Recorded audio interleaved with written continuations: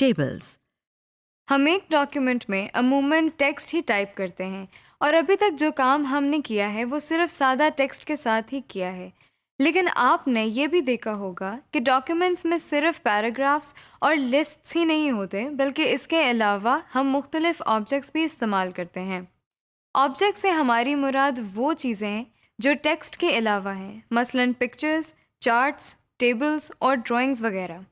हम अपनी ज़रूरत और मर्ज़ी के मुताबिक इनमें से कोई भी ऑब्जेक्ट्स इस्तेमाल कर सकते हैं। टेबल्स हम उस वक्त इस्तेमाल करते हैं जब हम रोज़ और कॉलम्स की शक्ल में कुछ डेटा अपने डॉक्यूमेंट्स में शामिल करना चाहें। टैबुलर डेटा की मिसाल टाइम टेबल है या एम्प्लॉय लिस्ट हो सकती है। इसके अलावा हम प्रोडक्शन सेल रिपोर्ट को भी टेबल की शक्ल में दिखा सकते हैं। बहरहाल बेशुमार इन्फॉर्मेशन ऐसी होती हैं जिसे हम टेबल की शक्ल में दिखाना चाहेंगे।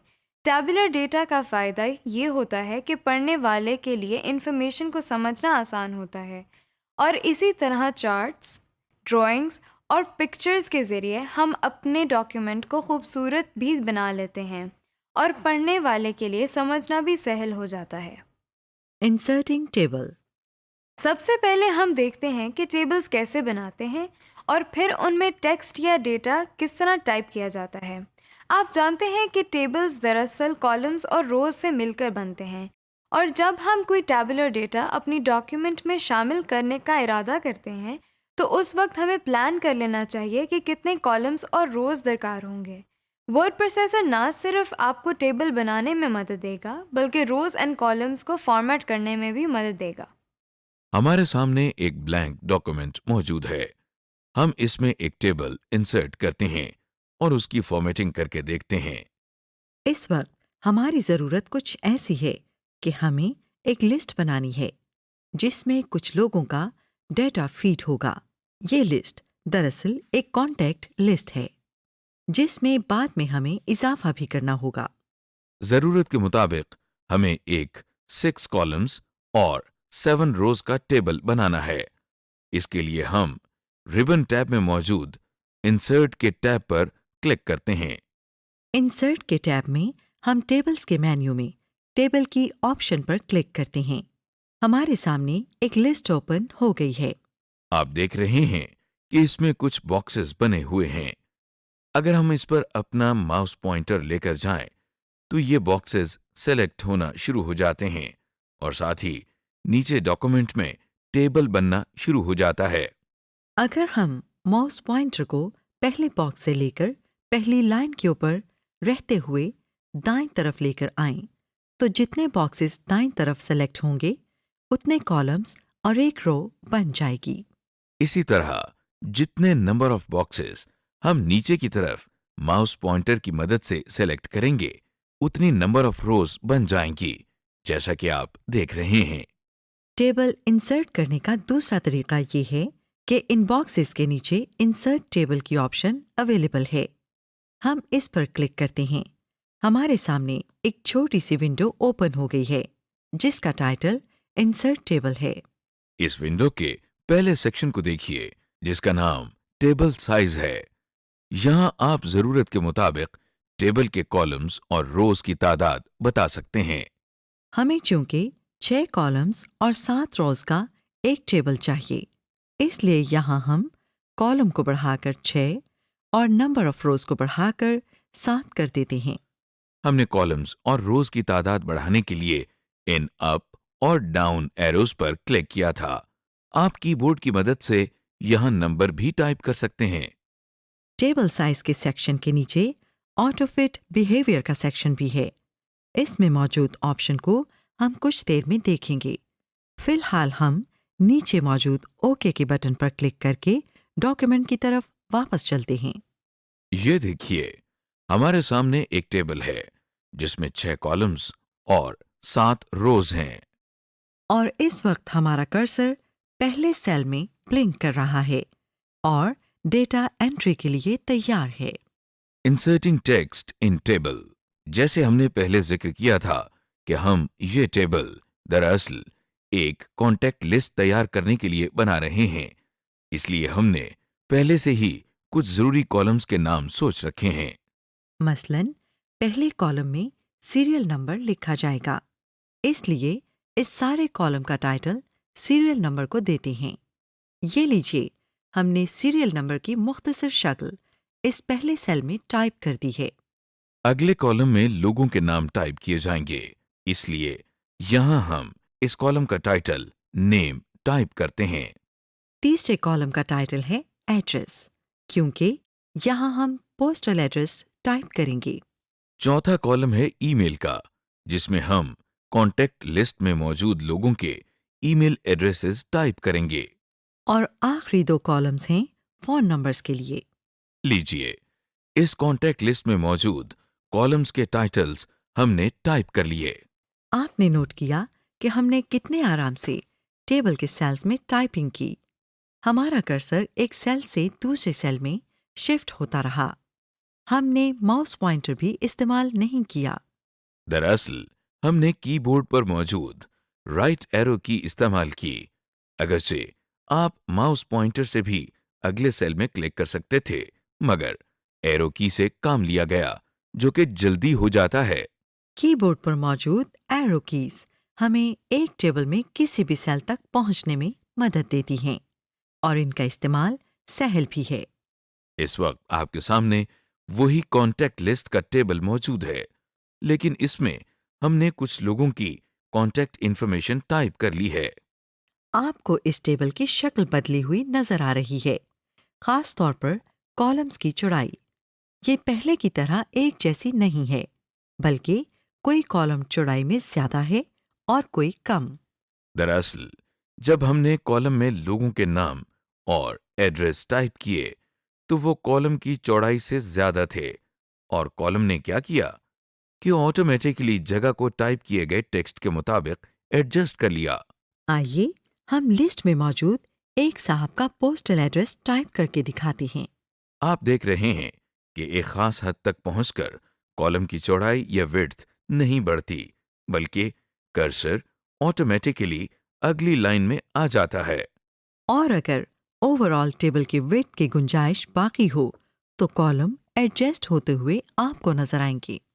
जिस तरह आप टेबल में टेक्स्ट बड़ी आसानी से टाइप कर लेते हैं, बिल्कुल उसी तरह उसे एडिट भी कर सकते हैं, मगर शर्त यह है कि हमारा कर्सर पहले उस सेल में मौजूद होना चाहिए जिसे एडिट करना है। मसलन हमें तीसरे नंबर पर मौजूद साहब का मोबाइल नंबर तब्दील करना है। इसके लिए हम माउस पॉइंटर से सेलेक्ट करते हैं। अब हम कीबोर्ड से बैक स्पेस की को इस्तेमाल करते हुए इसे डिलीट कर देते हैं। नया नंबर टाइप करते हैं और बस सेल एडिट हो गया। आप इसी तरह किसी सेल में मौजूद टेक्स्ट को एडिट कर सकते हैं। Formatting table. जब हम एक टेबल में डेटा फीड करते हैं, तो आप देख चुके हैं कि कॉलम की चौड़ाई या रोज की ऊंचाई ऑटोमेटिकली एडजस्ट होती है। अगर आप कॉलम्स की विड्थ और रोज की हाइट खुद तब्दील करना चाहें या ज़रूरत के मुताबिक एडजस्ट करना चाहें, तो ऐसा मुमकिन है। आपके सामने हमारी बनाई हुई कॉन्टैक्ट लिस्ट मौजूद है। हम चाहते हैं कि नेम के कॉलम की विड्थ को बढ़ा दिया जाए। कॉलम विड्थ को एडजस्ट करने के लिए हम माउस पॉइंटर का इस्तेमाल करते हैं। हम बहुत एहतियात के साथ माउस पॉइंटर को नेम कॉलम के बाएं जानिब मौजूद लाइन पर लेकर जाते हैं। क्या आपने नोट किया कि माउस पॉइंटर की शक्ल तब्दील हो गई है?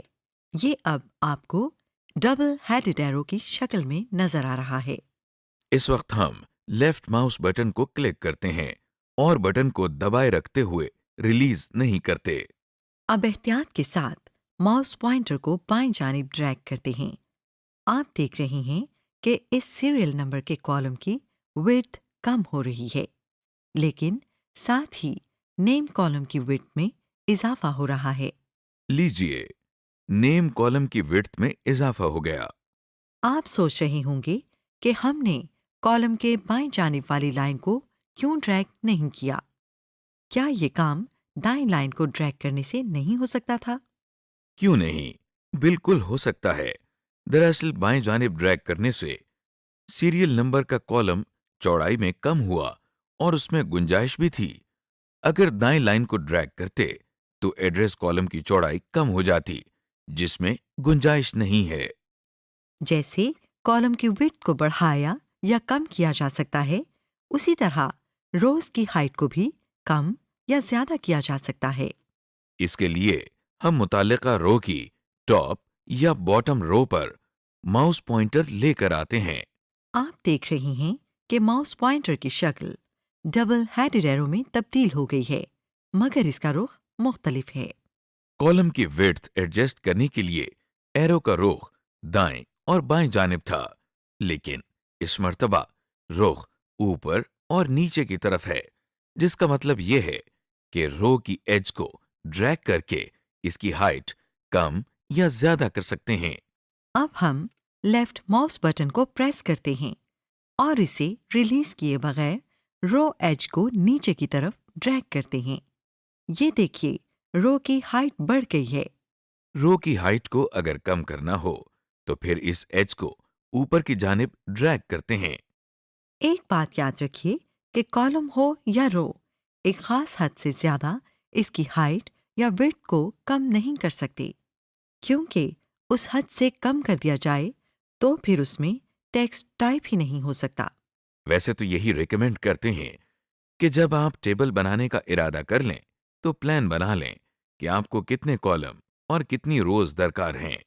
लेकिन अगर जरूरत के तहत रोज और कॉलम में इजाफा करना हो तो ये काम भी वर्ड प्रोसेसिंग की मदद से बआसानी किया जा सकता है। सबसे पहले हम देखते हैं कि एक कॉलम का इजाफा कैसे किया जाता है। मसलन, हमने जो एक कॉन्टैक्ट लिस्ट बनाई है, इसमें हमें एक कॉलम का इजाफा करना है जिसमें इन तमाम लोगों की डेट ऑफ बर्थ लिखी जाएगी। अब फैसला करना है कि ये कॉलम्स कहाँ ऐड किए जाएं। मुनासिब तो ये है कि डेट ऑफ बर्थ का कॉलम नेम के कॉलम के बाद हो। इसलिए हम माउस पॉइंटर की मदद से पहले उस सेल में एक मर्तबा क्लिक कर लेते हैं जहां नेम लिखा है। आप देख रहे हैं कि रिबन बार में टेबल टूल्स के नीचे दो रिबन टैब्स डिजाइन और लेआउट के नाम से ऐड हो गए हैं। अब हम टेबल टूल्स में मौजूद लेआउट की टैब पर क्लिक करते हैं। हमारे सामने रिबन बार की लिस्ट ओपन हो गई है। इस रिबन बार में रोज एंड कॉलम्स के मेन्यू में आपको दो ऑप्शंस नजर आ रही हैं, इंसर्ट लेफ्ट और इंसर्ट राइट। अभी कुछ देर पहले हमने नेम कॉलम में माउस पॉइंटर से क्लिक किया था और इरादा ये था कि इसके दाएं जानिब कॉलम का इजाफा किया जाए। अब इस प्लान के मुताबिक हम इंसर्ट राइट की ऑप्शन पर क्लिक करते हैं। ये देखिए, एक एक्स्ट्रा कॉलम नेम कॉलम के बाद ऐड हो गया है। कॉलम इंसर्ट करने के बाद रो इंसर्ट करने का तरीका देखते हैं। मसलन इस वक्त हम चाहते हैं कि तीसरे और चौथे नंबर पर जो साहब हैं उनके दरमियान एक और रो ऐड करें और एक नए साहब का डेटा शामिल कर दें। इसके लिए हम जहां सीरियल नंबर 3 लिखा है वहां माउस पॉइंटर से क्लिक करते हैं ताकि कर्सर वहां आ जाए। इसके बाद हम टेबल टूल्स में मौजूद लेआउट की टैब पर क्लिक करते हैं। जो लिस्ट ओपन हो गई है, यहां पर हमें रोज एंड कॉलम्स के मेन्यू में दो ऑप्शंस नजर आ रही हैं, इंसर्ट अबव और इंसर्ट बिलो। आपको याद है, हमने सीरियल नंबर 3 वाली रो में इसलिए क्लिक किया था ताकि उसके बाद एक रो का इजाफा करें। लिहाजा इस वक्त हम इंसर्ट बिलो की ऑप्शन पर क्लिक करते हैं। ये देखिए, एक रो का इजाफा हो गया है और पहले से मौजूद रोज नीचे की तरफ पुश हो गई हैं। कॉलम की निस्बत रोज में इजाफा करना सहल है। जिस तरह हम अपनी ज़रूरत के लिए कॉलम और रोज इंसर्ट कर सकते हैं, उसी तरह गैर ज़रूरी रोज और कॉलम्स को डिलीट भी किया जा सकता है। लेकिन एक फर्क है, वो ये कि इंसर्शन के वक्त हमने एक वक्त में एक कॉलम या एक रो ही इंसर्ट की थी, मगर डिलीट करते हुए हम एक से ज्यादा रोज या एक से ज्यादा कॉलम्स को डिलीट कर देंगे। कॉलम या रोज को डिलीट करने के लिए पहले उन्हें सेलेक्ट करने का तरीका आना चाहिए। उसके बाद उन्हें डिलीट करना आसान है। सबसे पहले देखते हैं कि कॉलम को कैसे डिलीट करना है। डिलीशन से पहले कॉलम को सिलेक्ट करना पड़ता है। हम अपने माउस पॉइंटर की मदद से पूरे कॉलम को सिलेक्ट कर सकते हैं। इसके लिए हम माउस पॉइंटर को कॉलम के बिल्कुल ऊपर वाली एज के करीब लेकर आते हैं। आप लेसन एरिया में देख रहे हैं कि कॉलम के ऊपर माउस पॉइंटर की शक्ल एक इन्वर्टेड एरो की तरह है। इस वक्त अगर हम लेफ्ट माउस बटन से एक मर्तबा क्लिक करते हैं तो एक पूरा कॉलम सिलेक्ट हो जाता है। कॉलम को सिलेक्ट करने के बाद हम लेआउट टैब में मौजूद रोज एंड कॉलम्स की लिस्ट में से डिलीट के ऑप्शन पर जाते हैं। एक सब मेन्यू हमारे सामने है जिसमें से इस वक्त हमें डिलीट कॉलम्स की ऑप्शन पर क्लिक करना है। जैसे ही हमने डिलीट कॉलम्स की ऑप्शन पर क्लिक किया तो आपने देखा कि हमारा सिलेक्टेड कॉलम भी डिलीट हो गया है। इसी तरह हम एक से ज्यादा कॉलम्स को सिलेक्ट करके डिलीट कर सकते हैं। ज्यादा कॉलम्स को सिलेक्ट करने के लिए एक बार फिर हम माउस पॉइंटर को पहले कॉलम की टॉप एज के पास लेकर जाते हैं। ये देखिए, माउस पॉइंटर तब्दील होकर इन्वर्टेड एरो बन गया है। अब हम लेफ्ट माउस बटन को प्रेस करते हैं और रिलीज किए बगैर दाएं जानिब ड्रैग करते हैं। आप देख रहे हैं कि इस वक्त 3 कॉलम सिलेक्ट हो चुके हैं। अब हम दोबारा लेआउट टैब में मौजूद रोज एंड कॉलम्स की लिस्ट में डिलीट के ऑप्शन पर जाते हैं। एक सब मेन्यू हमारे सामने है। यहां से एक बार फिर डिलीट कॉलम्स की ऑप्शन पर क्लिक करते हैं क्योंकि हमें सिलेक्टेड कॉलम्स को डिलीट करना है। ये देखिए, क्लिक करते ही तीनों सिलेक्टेड कॉलम्स डिलीट हो गए हैं। कॉलम्स को डिलीट करने के बाद देखते हैं कि सिलेक्टेड रोज को कैसे डिलीट किया जाता है। कॉलम्स की तरह रोज को सिलेक्ट करना भी कोई मुश्किल काम नहीं। हम जिस रो को डिलीट करना चाहते हैं उसके लेफ्ट मार्जिन की तरफ माउस पॉइंटर लेकर जाते हैं। ये देखिए, माउस पॉइंटर का रुख तब्दील हो गया है और अब ये राइट पॉइंटिंग एरो बन गया है। इस वक्त अगर हम एक मर्तबा लेफ्ट माउस बटन से क्लिक करेंगे तो एक मुकम्मल रो सिलेक्ट हो जाएगी। ये देखिए, रो सेलेक्ट हो गई और अगर लेफ्ट माउस बटन को रिलीज किए बगैर माउस पॉइंटर को ऊपर या नीचे ड्रैग करेंगे तो मल्टीपल रोज को सेलेक्ट कर सकेंगे, जैसा कि आप रोज को सेलेक्ट होता हुआ देख रहे हैं। सिलेक्टेड रोज को डिलीट करने के लिए हम रोज एंड कॉलम मेन्यू में मौजूद डिलीट के ऑप्शन को ओपन करते हैं और इसमें से डिलीट रोज पर क्लिक कर देते हैं। लीजिए, जो रोज हमने सेलेक्ट की थीं वो सब डिलीट हो गईं। सिलेक्टेड रोज या कॉलम को हम एक कीबोर्ड शॉर्टकट की मदद से भी डिलीट कर सकते हैं। जैसा कि हमने पहले रोज और कॉलम्स को सिलेक्ट किया था, बिल्कुल उसी तरह हम लेसन एरिया में नजर आने वाले टेबल में से भी एक रो सिलेक्ट कर रहे हैं। इसके बाद कीबोर्ड से पहले शिफ्ट का बटन प्रेस करते हैं और उसे रिलीज किए बगैर डिलीट का बटन भी एक मर्तबा प्रेस कर देते हैं। ये देखिए, जो रोज सेलेक्टेड थीं वो डिलीट हो गई हैं।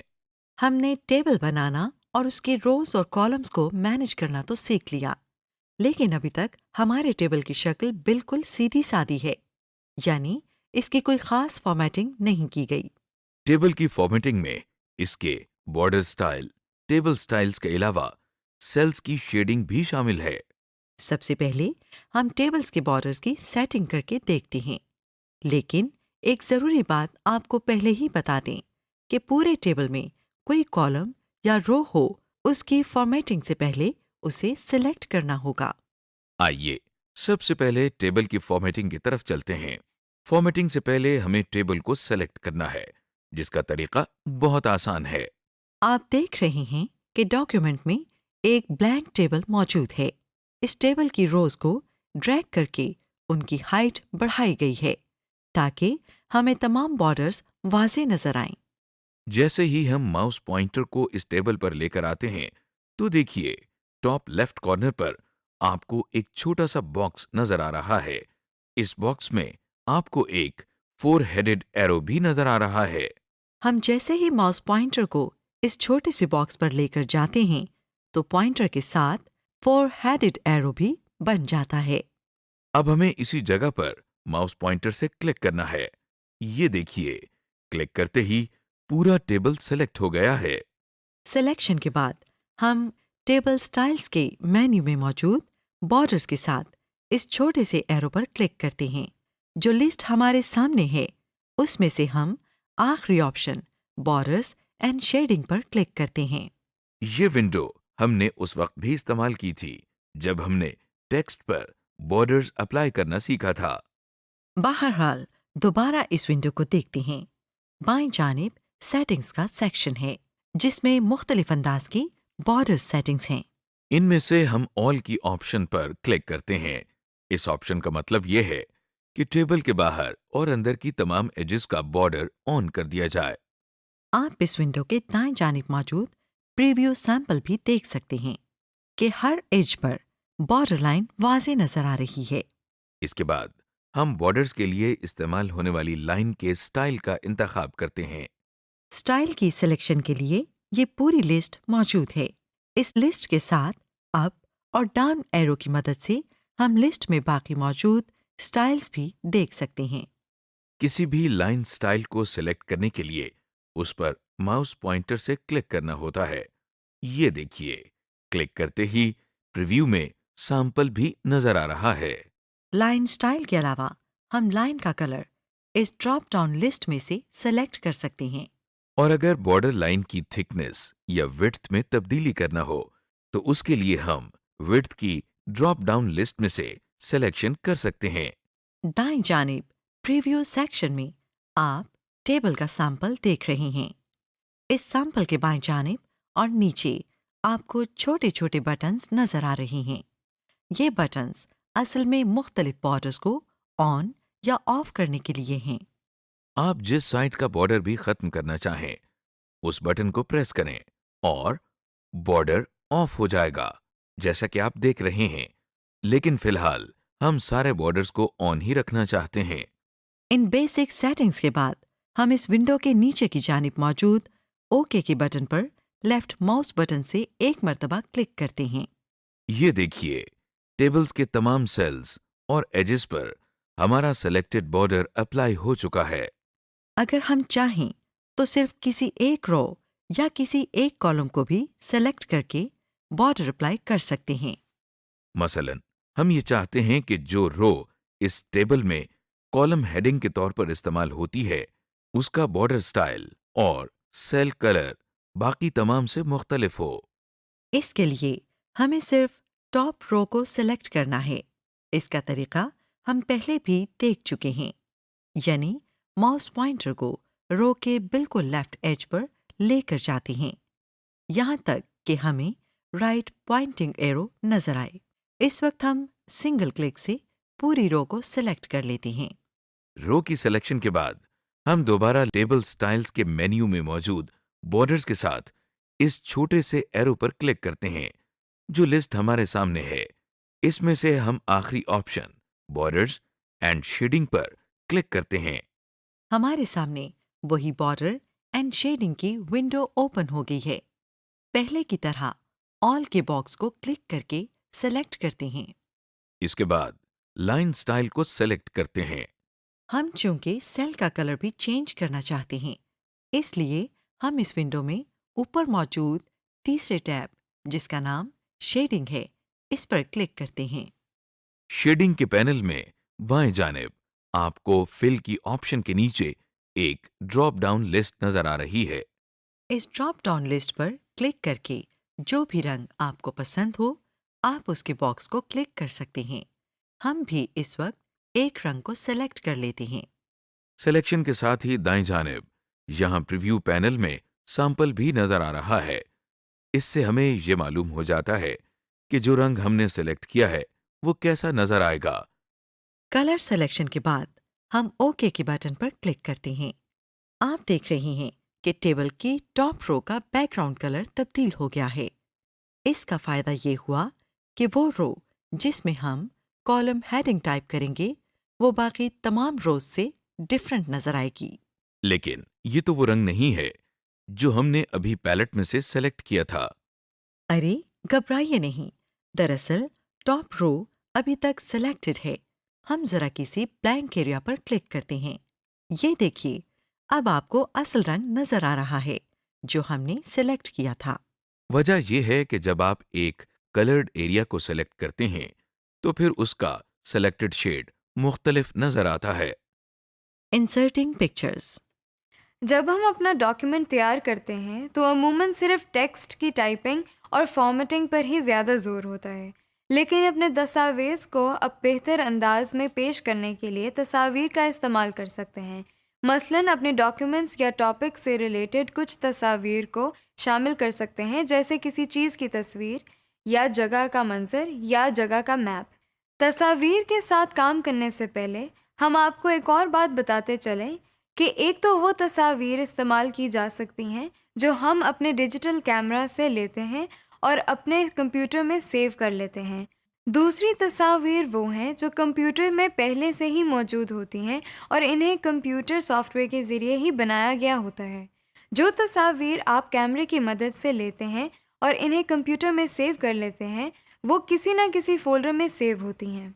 जैसे लाइब्रेरीज़ के फ़ोल्डर के अंदर पिक्चर्स का एक फ़ोल्डर अमूमन ऐसे ही पिक्चर्स के लिए होता है। दूसरे किस्म की तस्वीर जो कंप्यूटर सॉफ्टवेयर के ज़रिए बनती हैं, वो एक लाइब्रेरी में स्टोर हो जाती हैं, जिसे क्लिप आर्ट लाइब्रेरी कहा जाता है। क्लिप आर्ट में मौजूद पिक्चर्स को हम कंप्यूटर के ज़रिए सर्च भी कर सकते हैं और ज़रूरत की पिक्चर्स को इस्तेमाल कर लेते हैं। इस वक्त हमारे सामने जो डॉक्यूमेंट है इसमें कंप्यूटर से मुताल्लिक कुछ बातें लिखी हैं, लिहाजा हम चाहते हैं कि इसमें कंप्यूटर की तस्वीर भी शामिल कर लें। जहां पर हम कोई तस्वीर लगाना या इंसर्ट करना चाहते हैं, वहां माउस पॉइंटर से पहले क्लिक कर लेते हैं। इसके बाद इंसर्ट टैब में मौजूद इलस्ट्रेशंस मेन्यू में काफ़ी ऑप्शंस हैं, मगर फिलहाल हम दूसरी ऑप्शन जो कि क्लिप आर्ट की है इस पर क्लिक करते हैं।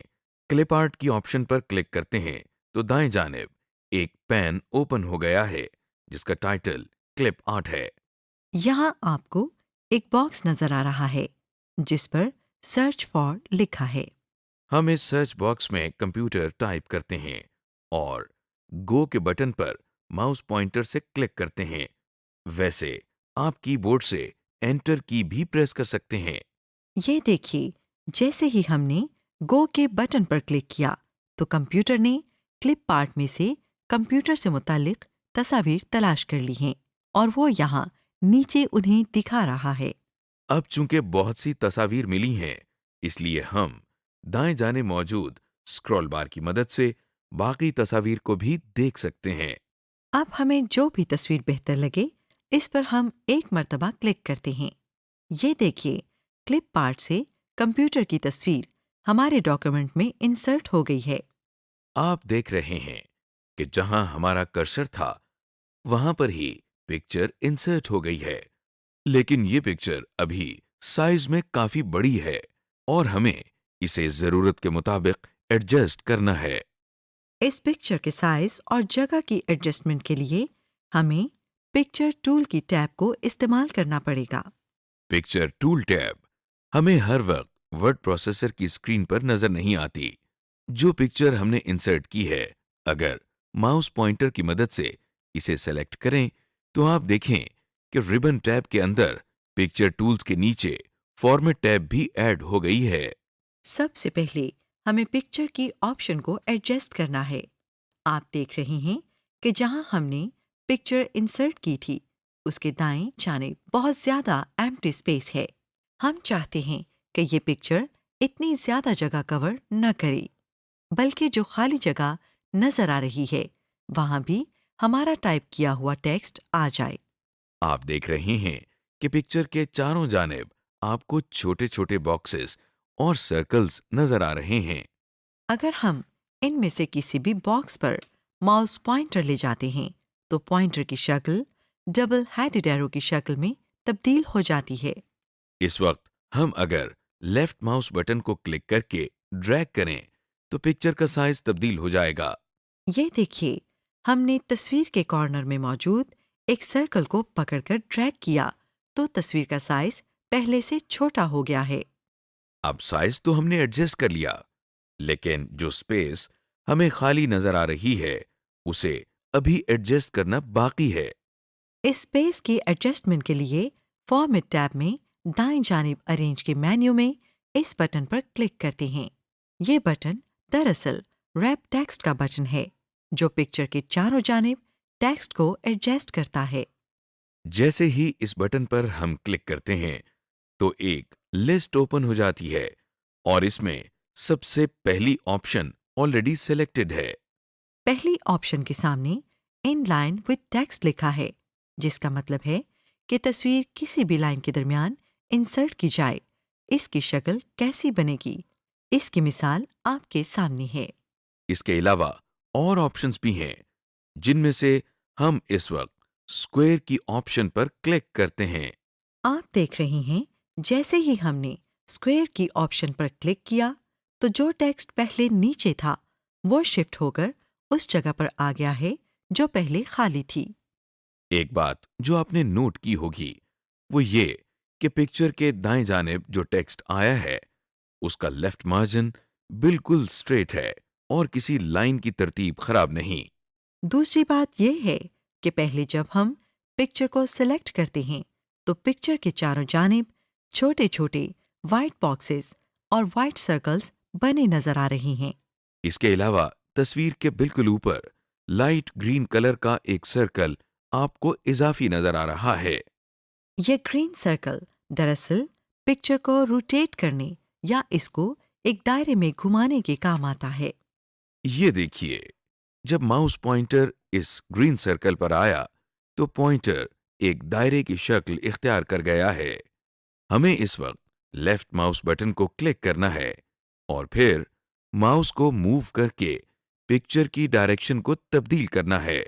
ये देखिए, माउस पॉइंटर की मदद से रोटेट करने पर पिक्चर का रुख तब्दील हो गया है। इस पिक्चर को हम आउटलाइन भी लगा सकते हैं। इसके लिए फॉर्मेट टैब में मौजूद पिक्चर स्टाइल के मेन्यू को देखते हैं। पिक्चर स्टाइल के मेन्यू में हम पिक्चर बॉर्डर पर क्लिक करते हैं तो एक लिस्ट ओपन हो जाती है जिसमें सबसे पहले थीम कलर का पैलेट है। इसमें हम पिक्चर को दी जाने वाली आउटलाइन या बॉर्डर का कलर सेलेक्ट कर सकते हैं, जैसा कि यहां से हम ये कलर सेलेक्ट करते हैं। इसके अलावा पिक्चर बॉर्डर की इस लिस्ट में नीचे स्टैंडर्ड कलर दिए गए हैं। ये ऐसे कलर हैं जो ज्यादातर इस्तेमाल किए जाते हैं। स्टैंडर्ड कलर से नीचे नो आउटलाइन की ऑप्शन है। ये इसलिए है कि अगर आप अपनी तस्वीर की आउटलाइन खत्म करना चाहते हैं तो नो आउटलाइन के साथ वाले बॉक्स को क्लिक कर दें। इस तरह पिक्चर आउटलाइन खत्म हो जाएगी। पिक्चर बॉर्डर की लिस्ट में अगली ऑप्शन मोर आउटलाइन कलर्स की है। इस पर क्लिक करने से एक नई विंडो ओपन हो गई है। यहाँ से हम अपनी मर्जी के मुताबिक कलर चूज कर सकते हैं और इस एरो की मदद से उस कलर की इंटेंसिटी कम या ज्यादा भी कर सकते हैं। जो कलर हम चूज करते हैं उसका प्रीव्यू हमें इस विंडो के नीचे वाले हिस्से में नजर आता है, जैसा कि आप देख रहे हैं। कलर चूज करने के बाद हम माउस पॉइंटर की मदद से ओके पर क्लिक करते हैं। पिक्चर बॉर्डर की लिस्ट में अगली ऑप्शन वेट की है। इस पर एरो लाने से एक और लिस्ट ओपन हो जाती है। इस लिस्ट में पिक्चर को दी जाने वाली आउटलाइन की चौड़ाई दी गई है। हम यहां से 3 पॉइंट पर क्लिक करते हैं और ये देखें, हमारी तस्वीर को आउटलाइन लग गई है। पिक्चर बॉर्डर की ड्रॉप डाउन लिस्ट में आखिरी ऑप्शन डैशेस की है। इस पर एरो लाने से हमारे सामने आउटलाइन के मुख्तलिफ स्टाइल दिए गए हैं। यहाँ से हम अपनी मर्जी से किसी भी स्टाइल का इंतखाब कर सकते हैं। पिक्चर बॉर्डर के बाद अरेंज के मेन्यू में रोटेट का बटन है जो एक सिलेक्टेड पिक्चर को रोटेट या फ्लिप करता है। हमने पहले भी एक ऑप्शन इस्तेमाल की है जिसमें हमने पिक्चर के टॉप एज पर मौजूद ग्रीन सर्कल को इस्तेमाल किया था। ग्रीन सर्कल को मूव करके हम पिक्चर का कोई भी एंगल सेट कर सकते हैं, जबकि ये बटन पिक्चर को सिर्फ 90 डिग्रीज पर रोटेट कर सकता है। फॉर्मेट टैब में अगला मेन्यू साइज का है। साइज के मेन्यू में क्रॉप का बटन है। क्रॉप बटन की मदद से हम पिक्चर के किसी भी गैर जरूरी हिस्से की कटिंग कर सकते हैं। जब हम किसी पिक्चर को सेलेक्ट करने के बाद क्रॉप का बटन प्रेस करते हैं तो उसके चारों जानिब कुछ लाइंस लगी हुई नजर आती हैं और जब हम उन पर माउस पॉइंटर लेकर जाते हैं तो देखिए इसकी शक्ल बदल गई है। इस वक्त हम एक जानिब की एज पर माउस पॉइंटर लाते हैं, लेफ्ट माउस बटन को प्रेस करके दबाए रखते हैं और फिर माउस पॉइंटर को ड्रैग करते हैं। आपने देखा कि हमने माउस पॉइंटर को जितना ड्रैग किया है, तस्वीर के उतने ही हिस्से की कटिंग हो गई है। रीसाइज और क्रॉप में यही फर्क है कि रीसाइज से तस्वीर स्ट्रेच हो जाती है, जबकि क्रॉप करने से तस्वीर का मुंतखब करदा हिस्सा कट जाता है। क्रॉप के बटन के बाद हमारे पास फॉर्मेट टैब के नीचे एडजस्ट के मेन्यू में करेक्शन का बटन है, जो तस्वीर की ब्राइटनेस और कंट्रास्ट को तब्दील करने के लिए है। करेक्शन के बटन पर क्लिक करने से हमारे सामने एक लिस्ट आ गई है जिसमें कंट्रास्ट और ब्राइटनेस की मुख्तलिफ ऑप्शंस दी गई हैं। यहाँ से हम मुनासिब ब्राइटनेस और कंट्रास्ट की ऑप्शन को सेलेक्ट कर लेते हैं। इसके अलावा हम करेक्शन के बटन पर क्लिक करते हैं तो हमें नीचे मजीद पिक्चर करेक्शन ऑप्शंस नजर आती हैं। इन ऑप्शंस पर क्लिक करके फॉर्मेट पिक्चर की विंडो ओपन हो जाती है, जहां से हम अपनी तस्वीर को मजीद बेहतर कर सकते हैं।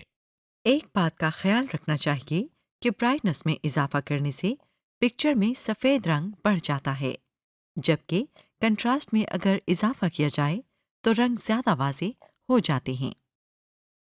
इसके अलावा कलर का बटन भी है, जिस पर क्लिक करें तो हमें 4 ऑप्शंस नजर आती हैं। पहली ऑप्शन मुख्तलिफ कलर टोन्स की है, जिसका मतलब है कि हम पिक्चर को मुख्तलिफ कलर टोन्स मसलन ग्रे स्केल, सिपिया, वॉश आउट या ब्लैक एंड वाइट कर सकते हैं। ब्लैक एंड वाइट के ऑप्शन को सिलेक्ट करने से एक कलर पिक्चर भी प्योर ब्लैक एंड वाइट में तब्दील हो जाती है। वॉश आउट की ऑप्शन से भी तस्वीर के रंग बहुत हल्के या मध्यम हो जाते हैं। दूसरी ऑप्शन मोर वेरिएशंस की है। इस पर एरो लाने से एक लिस्ट ओपन हो जाती है, जिससे तस्वीर के रंग हम अपनी मर्जी के शेड में तब्दील कर सकते हैं। अगला बटन सेट ट्रांसपेरेंट कलर का है। जब हम इस बटन पर क्लिक करते हैं तो हमारा एरो एक मार्कर की शक्ल का हो जाता है। इस मार्कर की शक्ल को ले जाकर अपनी तस्वीर के जिस हिस्से पर हम क्लिक करते हैं उसके अंदर से रंग गायब हो जाते हैं और हमारी तस्वीर का वो हिस्सा ट्रांसपेरेंट हो जाता है। कलर के मेन्यू में आखिरी ऑप्शन कलर पिक्चर ऑप्शन की है। इस ऑप्शन से भी हम वही काम लेते हैं जैसे कि मोर वेरिएशंस की ऑप्शन से अपनी मर्जी के रंग का इंतखाब किया था। समरी। इस लेसन में आपने सीखा कि वर्ड प्रोसेसिंग सॉफ्टवेयर की मदद से टेबल्स कैसे बनाए जाते हैं, टेबल में मौजूद कॉलम्स की विड्थ और रो की हाइट को कैसे तब्दील करते हैं, टेबल में कॉलम्स और रोज कैसे इंसर्ट की जाते हैं और इन्हें डिलीट कैसे किया जाता है, एक टेबल के मुख्तलिफ हिस्सों की फॉर्मेटिंग कैसे की जाती है और आखिर में ये देखा कि डॉक्यूमेंट फाइल में पिक्चर्स या इमेजेस का इस्तेमाल कैसे किया जाता है।